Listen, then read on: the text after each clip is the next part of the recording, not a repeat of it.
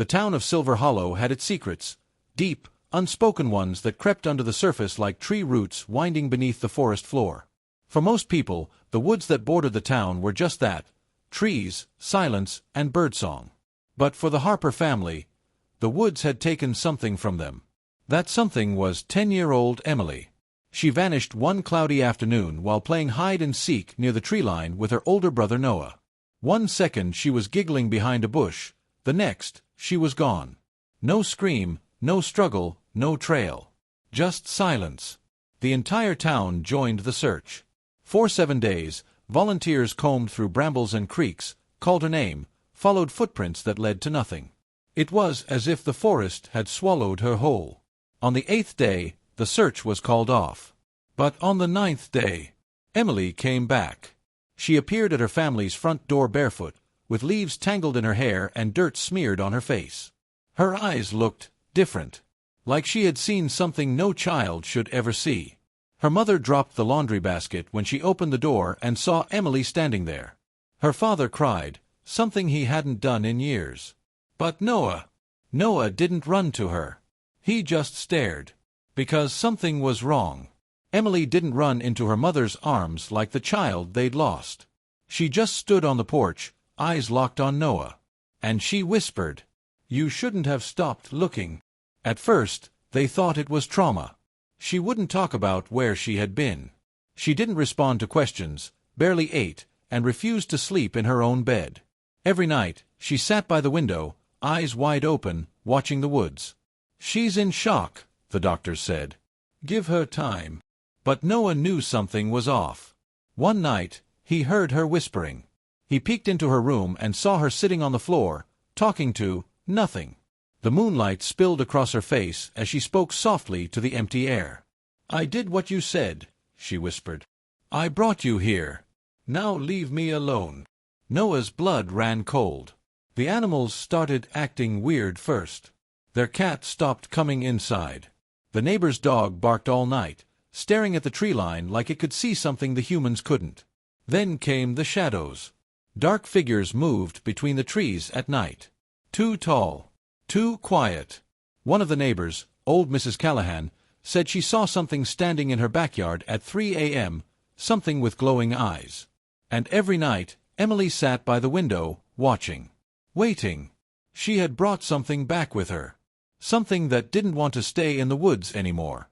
And it was getting closer. One stormy night, Noah woke up to the sound of scratching, not at the door, but inside the walls. He grabbed a flashlight and followed the sound. It led him to the attic. Creaking open the attic door, he froze. Emily was there, barefoot, standing in the middle of the room. Around her were drawings, dozens of them, scribbled in red crayon. They showed a tall, faceless figure standing among trees, reaching out with long, bony arms. "I didn't mean to bring it," she said without turning around. "It said it would let me go if I brought it home." Noah stepped back, heart pounding. "Brought what home?" Emily turned slowly. Her eyes were completely black. "The Hollow Man. What the woods took. And gave back." It didn't take long for the town to feel it. Lights flickered every night, even during calm weather. Children started having the same nightmare, a tall man standing outside their windows, whispering their names. And then, one by one, they started vanishing. First was Kayla, Emily's best friend. Gone without a trace. Then the mailman. Then a boy named Ethan. Every time someone disappeared, a strange red symbol was found near their home, the same one from Emily's drawings. Noah had to act. He went back to the attic and took all of Emily's crayon drawings. Hidden beneath the last one, folded like a map, was a note in Emily's handwriting. "To send him back, you have to return what he gave." Noah's mind raced. Return what? He confronted Emily. But she didn't respond, just stared out the window, whispering again. This time, Noah recorded her. He played it back later, and heard two voices. One was Emily's. The other was low, deep, and not human. "You made a promise," it growled.